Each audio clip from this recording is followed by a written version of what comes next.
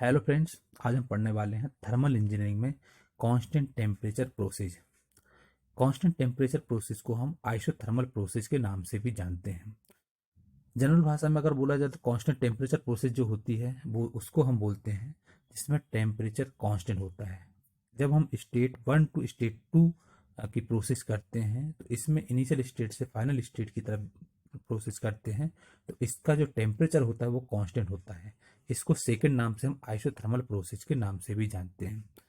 And इसमें सम 3 points जो हैं इसके काफ़ी इंपॉर्टेंट होते हैं। फर्स्ट पॉइंट है ये, there is no change in temperature. सबसे पहले इसमें टेम्परेचर चेंज नहीं होता है। सेकंड है, there is no change in internal energy. इसमें इंटरनल एनर्जी जो होती है वो चेंज नहीं होती है। थर्ड पॉइंट है, change there is no change in enthalpy. इसमें एंथैल्पी भी चेंज नहीं होती है। 3 पॉइंट इसके इंपॉर्टेंट होते हैं कांस्टेंट टेम्परेचर प्रोसेस के। First point, change there is no change in temperature. Second point is there is no change in internal energy and third point is there is no change in enthalpy. Now अब हम start करेंगे इसमें। Now consider m kilogram of a certain gas being heated at constant temperature from an initial state 1 to final state 2। अब हम इसमें क्या करते हैं, m किलोग्राम मास जो गैस होता है वो हम हीटेड करते हैं। हीटेड करने पर जहाँ पर कांस्टेंट टेम्परेचर लें और इनिशियल स्टेट से फाइनल स्टेट की तरफ के लिए, इनिशियल स्टेट जो कि 1 होता है, फाइनल स्टेट 2 होता है। तो इसमें हमारे पास जो पॉइंट आएंगे वो पॉइंट हमारे पास इसमें ये आएंगे। फर्स्ट आएगा, late P1, V1 and T1 जो होता है वो ये होता है pressure, volume and temperature at the initial state. Initial state का P1 जो होता है प्रेशर होता है, V1 जो होता है वॉल्यूम होता है एंड T1 होता है टेम्परेचर इनिशियल स्टेट के लिए। And P2, V2 and T2 होता है जो होता है pressure, volume and temperature at the final state. Final state के लिए P2, V2, T2 होता है जो प्रेशर, वॉल्यूम एंड टेम्परेचर जो होता है फाइनल स्टेट के लिए 2 वाला होता है। तो इसमें हम 2 पॉइंट लेते हैं, P1, V1, T1 and P2, V2, T2। अब इसमें हम PV और PT डायग्राम को समझेंगे कांस्टेंट टेम्परेचर प्रोसेस में। अब ये जो डायग्राम बना हुआ है ये डायग्राम है, the process is shown on the PV and PT diagram. ये जो डायग्राम है ये है PV डायग्राम बना हुआ है, ये बी जो डायग्राम है PT डायग्राम बना हुआ है। पीवी डायग्राम में क्या है, हमारे इसमें टेम्परेचर का डायग्राम बना रहा है। टेम्परेचर जो होता है, टेम्परेचर कांस्टेंट होता है। अगर जो भी वैल्यू कांस्टेंट होती है उसको हम उसके सामने हम स्ट्रेट लाइन खींचते हैं। चूंकि आप पहले पीवी डायग्राम को पढ़ोगे तो जो ये होता है ये प्रेशर का है लाइन है, और ये जो लाइन होती है हॉरिजॉन्टली ये वॉल्यूम की लाइन है। वर्टिकली जो लाइन है वो प्रेशर की है और हॉरिजॉन्टल लाइन है जो वॉल्यूम की है। क्योंकि इसमें टेम्परेचर नहीं है, कंसीडर नहीं कर रहे, इसलिए इसकी जो लाइन खींचेंगे उसको हम हल्का सा कर्व टाइप का खींचेंगे जो कि आपको इसमें दिख रहा है, इनिशियल 1 पॉइंट से फाइनल पॉइंट 2 पॉइंट तक। और ये जो होता है आइसोथर्मल एक्सपेंशन कर्व होता है जिसको हम PV इक्वल टू CK से डोनेटेड करते हैं। ये आप देख रहे होगा तो ये P पॉइंट है और ये V पॉइंट है। इसके बीच में जो डिफरेंस होता है वो DV होता है। इसके अलावा 1 पॉइंट के लिए जो प्रेशर रहेगा वो P1 रहेगा, सेकंड पॉइंट के लिए जो प्रेशर रहेगा वो P2 रहेगा, फर्स्ट पॉइंट के लिए V1 जो वॉल्यूम रहेगा वो V1 रहेगा और सेकंड पॉइंट के लिए वॉल्यूम रहेगा वो V2 रहेगा। तो ये जो डायग्राम बनेगा PV डायग्राम बनेगा। PV डायग्राम अगर आप बनाओगे तो इस टाइप से बनेगा, इसका कांस्टेंट टेम्परेचर या आइसोथर्मल प्रोसेस का। अगर इसका PT डायग्राम पूछा है तो मतलब प्रेशर और टेम्परेचर के लिए, तो ये प्रेशर और ये टेम्परेचर, प्रेशर और टेम्परेचर के लिए है। तो ऊपर वाला जो वर्टिकली है वो प्रेशर का है और नीचे वाला जो हॉरिजॉन्टली है वो टेम्परेचर का है। तो आपको मालूम है इसमें टेम्परेचर कांस्टेंट है, इसलिए टेम्परेचर वाले जो लाइन होगी वो सेम होती, मतलब उसकी स्टेट होगी, खींची जाएगी। तो 1 to 2 पॉइंट जब बताएंगे तो ये 1 पॉइंट है, ये 2 पॉइंट है। स्ट्रेट लाइन खींचेंगे, स्ट्रेट लाइन से 1 से 2 के लिए हम प्रोसेस करते हैं। तो 1 पॉइंट के लिए प्रेशर होगा P1, 2 पॉइंट के लिए प्रेशर होगा P2 और टेम्परेचर होगा T1 इक्वल टू T2, क्योंकि इसमें टेम्परेचर कांस्टेंट है। ये डायग्राम है इसका PV डायग्राम। तो ये डायग्राम जो है PT डायग्राम है। डायग्राम है किसका, कांस्टेंट टेम्परेचर या आइसोथर्मल प्रोसेस का। इस प्रोसेस को हम कांस्टेंट टेम्परेचर प्रोसेस बोलते हैं या सेकंड भाषा में इसको आइसोथर्मल प्रोसेस बोलते हैं। अब इसके डिटेल्स में पढ़ेंगे हम। सबसे पहले हमारे पास आता फर्स्ट पॉइंट। फर्स्ट पॉइंट में इसमें बताया गया है प्रेशर, वॉल्यूम, टेम्परेचर, इसको हम PVT बोलते हैं। इसके बीच में रिलेशनशिप क्या होता है? क्योंकि आपको मालूम है, we know that the general gas equation जो होती है वो ये होती है, general gas equation P1 V1 upon T1 equal to P2 V2 upon T2। ये जनरल गैस इक्वेशन होती है। क्योंकि ये जो क्वेश्चन है ये है कांस्टेंट टेम्परेचर प्रोसेस का। Since the gas is heated at constant temperature, so इसमें हो जाएगा T1 इक्वल टू T2, दोनों टेम्परेचर बराबर हो जाएंगे। ये और ये बराबर हो जाएगा, ये आपस में कैंसिल हो जाएगा। तो हमारे पास जो फार्मूला बन जाएगा इसका, ये बन जाएगा P1 V1 equal to P2 V2। इसको हम इसके नाम से भी जा सकते हैं, PV इक्वल टू कॉन्स्टेंट। ये रिलेशन जो होता है ये होता है PVT रिलेशनशिप। PVT रिलेशनशिप क्या होता है? P1 V1 equal to P2 V2, जहाँ पर हम इसको ऐसा भी लिख सकते हैं PV इक्वल टू कॉन्स्टेंट। ये रिलेशन होता है PVT रिलेशन कहलाता है। ये फर्स्ट पॉइंट कंप्लीट हो गया। सेकंड पॉइंट आता है work done by the gas. Work done अगर निकालना तो वर्क डन का जो फार्मूला हो जाएगा, क्योंकि हम जानते हैं वर्क डन डेल डब्ल्यू को वर्क डन से नोट करते हैं, डेल डब्ल्यू इक्वल टू होता है P इंटू DV। इसके बाद इसमें क्या करते हैं, स्टेट पॉइंट है 1 to 2, इसलिए हम करेंगे on integrating from state 1 to state 2। State 1 से स्टेट 2 के लिए इंटीग्रेशन करेंगे तो इंटीग्रेशन इस साइड भी करेंगे, इंटीग्रेशन इस साइड भी करेंगे। तो इसका इंटीग्रेशन करेंगे तो integration 1 to 2 del W equal to integration 1 to 2 P into DV। इसके बाद इसका जब हम करेंगे तो इसको जो लिखेंगे वो लिख सकते हैं हम W1 to 2। ये स्टेट के लिए आता है इसलिए हम इसको W1 to 2 लिखेंगे, और इसको करेंगे integration 1 to 2 P into DV। P इसमें बाहर आ जाएगा, बाकी DV का इसका जो रहेगा वो इंटीग्रेशन होगा। कैसे होगा वो देखें।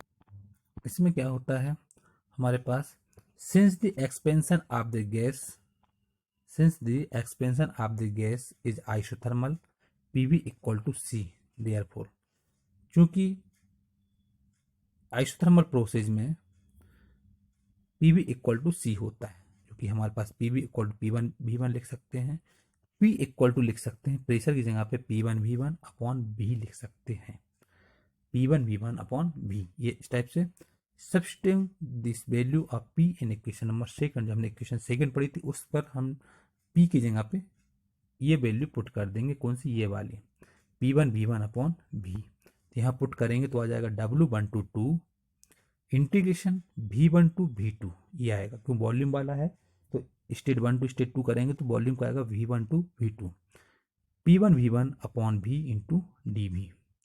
क्योंकि P1 V1 इसमें बाहर आ जाएगा तो आ जाएगा integration 1 to 2 V1 to V2 DV upon V आ जाएगा।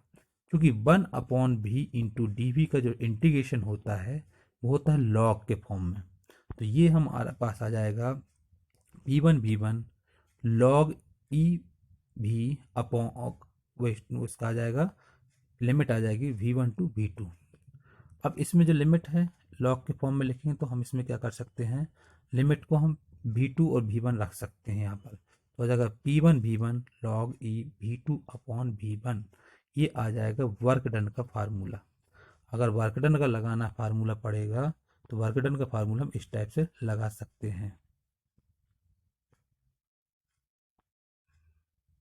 ये फार्मूला जो होता है वर्क डन का फार्मूला होता है।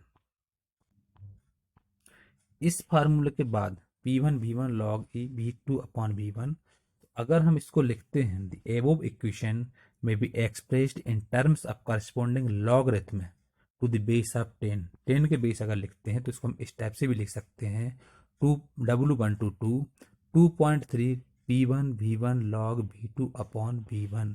इस फॉर्म में भी लिख सकते हैं, जो कि V2 अपॉन V1 के बराबर होता है एक्सपेंशन रेशियो। इसको R से नोट करते हैं तो इसको हम इस टाइप से लिख सकते हैं 2.3 P1 V1 लॉग R, जहाँ पर R इक्वल टू है V2 upon V1। V2 upon V1 है उसकी जगह पे R रख सकते हैं, जिसको हम बोलते हैं R होता है एक्सपेंशन रेशियो। एक्सपेंशन रेशियो कहलाता है R।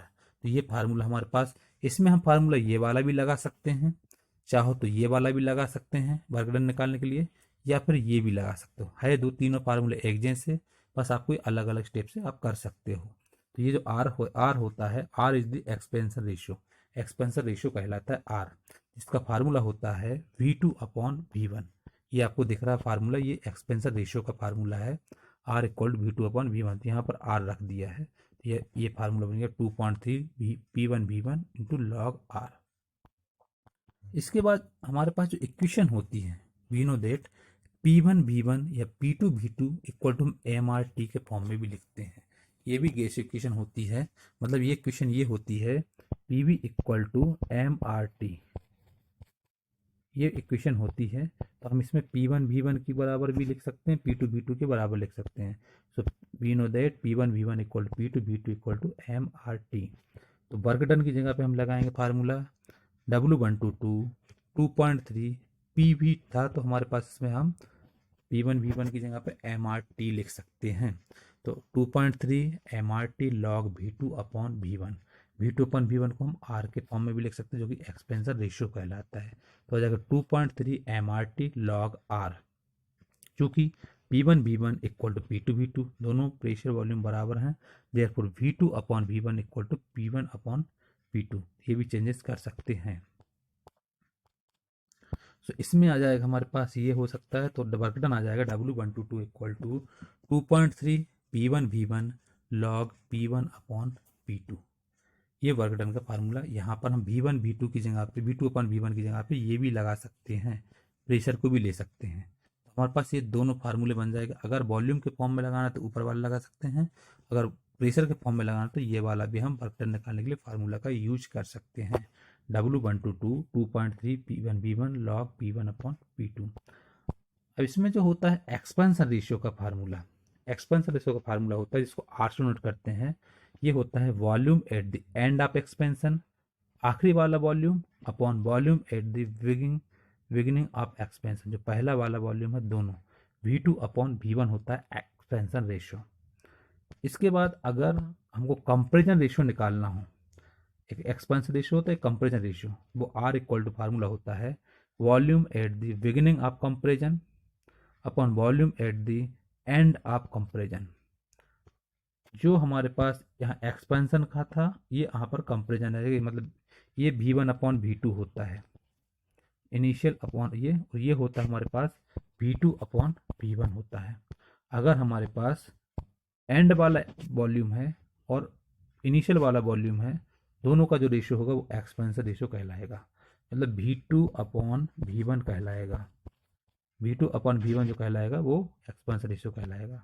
अगर हम एक कंपेरिजन रेशियो की बात करें तो इनिशियल वॉल्यूम मतलब V1 अपॉन एंड वाला वॉल्यूम मतलब V2, अगर इस टाइप का है तो कंपेरिजन रेशियो कहलाता है। तो ये फार्मूले जो बनते हैं एक्सपेंशन रेशियो के लिए ये फार्मूला, एंड कंपेरिजन रेशियो के लिए ये फार्मूला है। ये दोनों एक्सपेंशन कंपेरिजन रेशियो के लिए फार्मूले। अब इसमें हमारे पास आता है change in internal energy. Change in internal energy के लिए फार्मूला लगेगा, we know that change in internal energy. आप इंटरनल एनर्जी के लिए फार्मूला जानते हो, डी यू इक्वल टू होता है दोनों इंटरनल एनर्जी का डिफरेंस, मतलब U2 minus U1। Change in internal energy कहलाता है U2 minus U1 equal to, ये फार्मूला होता है mCV T2 माइनस T1, पहले ही पढ़ा है। इसमें वॉल्यूम जो होता है वो कांस्टेंट होता है, तो हमारे पास इसका फार्मूला बन जाता है mCV T2 माइनस T1, जहाँ पर CB जो लिखा हुआ ये कहलाता है कांस्टेंट वॉल्यूम। तो हमारे पास formula mCV T2 minus T1, तो जहाँ पर m मास है, CB कांस्टेंट वॉल्यूम है, and T2 secondary temperature final temperature है, और T1 इनिशियल टेम्परेचर है। चूंकि ये क्वेश्चन जो है हमारे पास कांस्टेंट टेम्परेचर प्रोसेस का क्वेश्चन है, T1 इक्वल टू T2 होता है। सो इसमें du इक्वल टू, यहाँ पर अगर हम T1 बराबर लिख देंगे तो ये 0 हो जाएगा, तो 0 हो जाएगा, तो du equal to U2 minus U1 equal to 0 हो जाएगा। तो इसमें हमारे पास जो बन जाएगा U1 इक्वल टू U2। तो इसमें इंटरनल एनर्जी चेंज नहीं होती है, पहले हम पढ़ चुके इसमें not change in internal energy, तो U1 इक्वल टू U2 रहेगा। फिर आता है हीट सप्लाइड और हीट ट्रांसफर्ड। हीट सप्लाइड या हीट ट्रांसफर के लिए फार्मूला होता है we know that heat supplied और heat transferred from state 1 to state 2। State 1 से स्टेट 2 के लिए जब हीट सप्लाइड करते हैं, हीट ट्रांसफर करते हैं, तो फार्मूला हो जाता है Q122 equal to d u plus work W122। Q122 होता है heat supplied equal to formula होता है internal energy plus work done. क्योंकि इंटरनल एनर्जी में चेंज नहीं होती है तो इसको हम जीरो लेंगे तो ये आ जाएगा Q122 इक्वल टू W122। जो हीट ट्रांसफर होगा वो वर्क डन के बराबर होगा, तो इसमें हमारे पास Q122 इक्वल टू W122 लिख सकते हैं। जो W122 आएगा उसका मतलब हीट भी ट्रांसफर उसी टाइप से हम लिख सकते हैं। इसको हम बोलते हैं this shows that all the heat supply to the gas is equal to the work done by the gas. मतलब इसके द्वारा जो हीट सप्लाइड है और वर्क डन है दोनों सेम रहेगा, बराबर रह सकता है। फिर नेक्स्ट आता है हमारे पास fifth point, change in enthalpy. Enthalpy के लिए चेंज इन एंथैल्पी, तो we know that change in enthalpy DH से नोट करते हैं। डीएच इक्वल टू होता है चेंज इन एंथैल्पी में H2 माइनस H1। एंथैल्पी को ऐसे नोट करते हैं तो H2 minus H1 equal to formula होता है MCP T2 minus T1। MCP T2 minus T1, जहां पर CP जो होता है कांस्टेंट प्रेशर होता है, M मास होता है, T1 इनिशियल टेम्परेचर होता है और T2 फाइनल टेम्परेचर होता है। तो ये जो फार्मूला हो जाएगा चेंज इन एंथैल्पी का फार्मूला लगाना पड़ेगा। हम चेंज इन एंथैल्पी निकालना पड़े तो इससे लगाएंगे। हीट ट्रांसफर निकालना पड़े तो W122 से कर सकते हैं। इंटरनल एनर्जी जिसमें सप्लाई नहीं होती है, चेंज इन इंटरनल एनर्जी जो है, change in internal energy supply नहीं होती है क्योंकि ये हमारे पास सेम होता है इसलिए। तो हमारे पास जो फार्मूला बनेगा एंथैल्पी के लिए ये वाला फार्मूला बनेगा, हीट सप्लाइड के लिए ये रहेगा, एंड एक्सपेंशन रेशियो के लिए फार्मूला रहेगा हमारे पास ये वाला, मतलब R equal to V2 upon V1 रहेगा एक्सपेंशन रेशियो के लिए। और जो कंपेरिजन रेशियो होगा इसके लिए रहेगा R equal to V1 upon V2, ये फार्मूला रहेगा। एक्सपेंशन और कंपेरिजन के लिए फार्मूला ये है। वर्क डन का फार्मूला ये वाला रहेगा W122 equal 2.3 P1 V1 log P1 upon P2 pressure के फॉर्म में। ये वाला ही फार्मूला इस्तेमाल कर सकते हैं वर्क डन के लिए, 2.3 MRT लॉग R की जगह V2 अपॉन V1 भी लिख सकते हैं। तो ये फार्मूला भी हो सकता है 2.3 MRT log V2 upon V1। जो R होता है कैरेक्टरिस्टिक क्वेश्चन होती है, कैरेक्टरिस्टिक कांस्टेंट होता है, और T टेम्परेचर होता है, M मास होता है।